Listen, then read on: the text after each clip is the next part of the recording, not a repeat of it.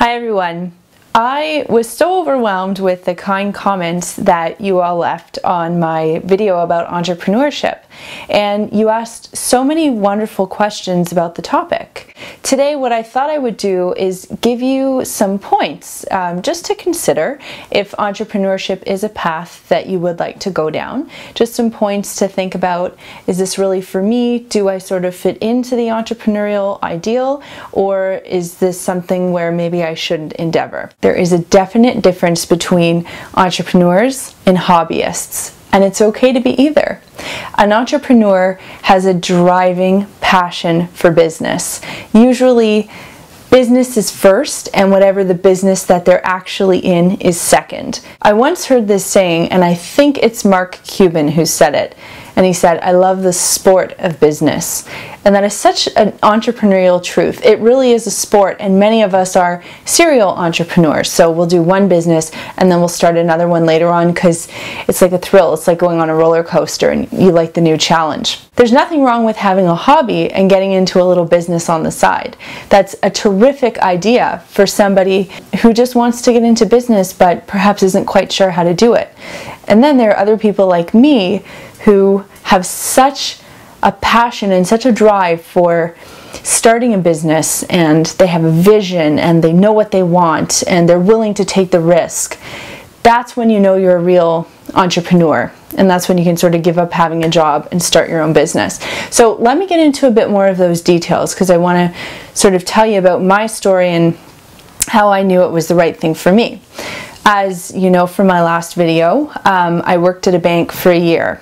And prior to that, I worked at a dental supply company, and I did that while I was in university alongside waitressing. So I had that first job for about 4 years, and it was a great experience because it was such a boring job. It was like an office gopher job, like photocopy this, look this up, mail this, find this. But I learned so much about working in a small business. And the other thing that I discovered is that I had a lot of really good ideas about things that I would do differently, and I had good reasons behind why I would do them differently. Now, unfortunately, the management of that company didn't really care to hear what I had to say. I was like the gopher, so they were like, "Thanks, Melissa, go photocopy that for me, please." And you know, I left that job and I knew it wasn't going to be something that I was going to get into for a career. But then when I did work at the bank, I had some ideas there too, just about how to develop business, get new clients. And they were like, "Yeah, thanks, Melissa, but we're good right now." And that started to frustrate me because I thought, okay, I have a vision here. I know what I think would really work and really help your business. And sometimes I felt like, I feel like I could do it better myself. So you know what? I should just do it myself. And that was sort of one of the determining factors for me. I mean, I always wanted to be an entrepreneur, but this was sort of pushing me in that direction. The other thing that is really important to being an entrepreneur is having a strong business acumen or a strong business sense. So I, for a hobby, will look at other businesses or read business cases in magazines or online, and I'll say, oh, if that were my business, I would do this, this, and this differently. In my own business, I can look at things critically and say, this isn't working, this needs to change, what do I have to do? I like those challenges, and you know, some people really don't want anything to do with that. They don't want to make the big decisions. They don't want to have to look at strategic moves. They just, you know, want to do their job, and that's cool. So a strong business acumen is really important. Being resourceful is really important. So if you sit back and say, yeah, I really don't know how to build that website, or I can't really figure out how to do a WordPress install, an entrepreneur will just say, I don't know how to do it. What do I have to do to figure it out? And they just get it done. Gathering resources is another really important thing. So when I started my business, I didn't really have a lot of money, but I figured out, first of all, I got into a business that didn't require a lot of money, so that was thing to figure out, number one.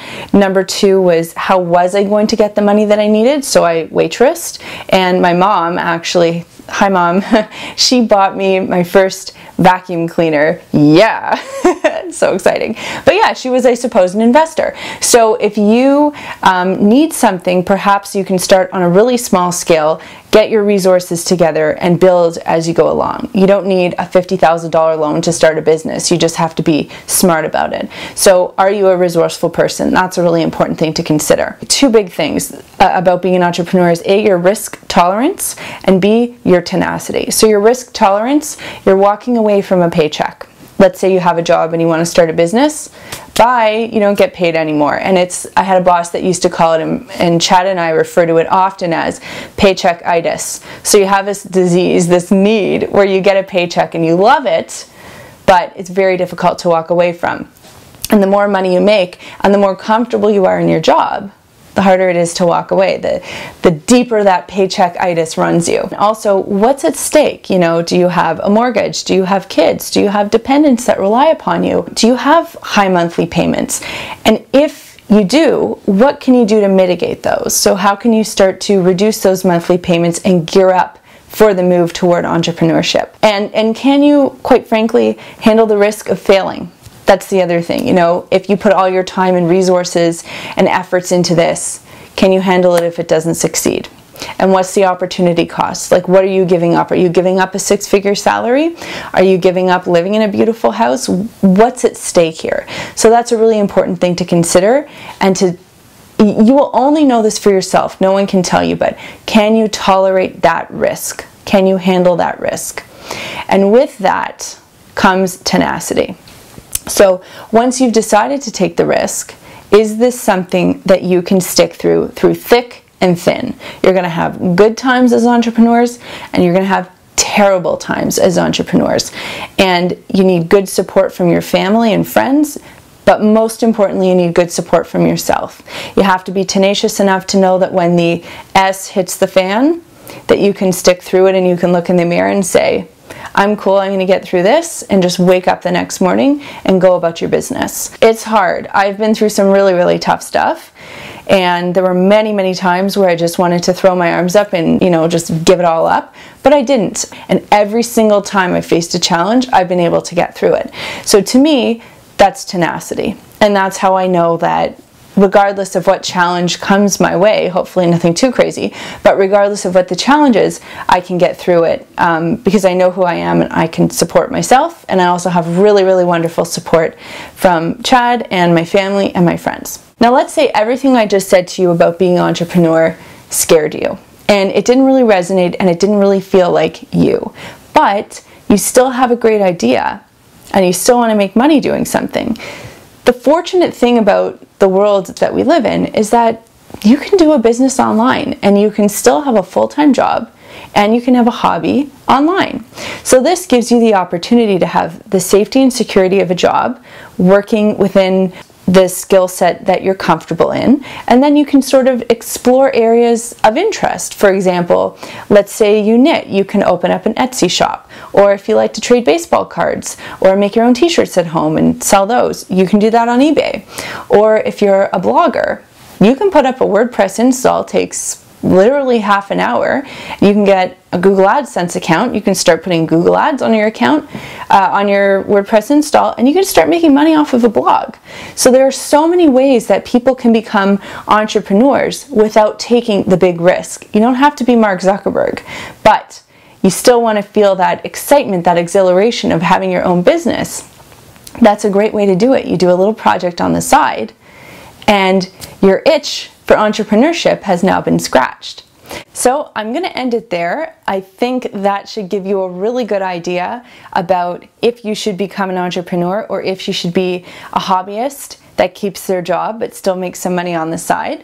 Let me know what you thought of this in the comment box below, and if you have any other questions pertaining to entrepreneurship. As I told you, I love talking about this stuff, so I'd be happy to answer any of your questions and put some more videos together for you. Thanks, and see you next time.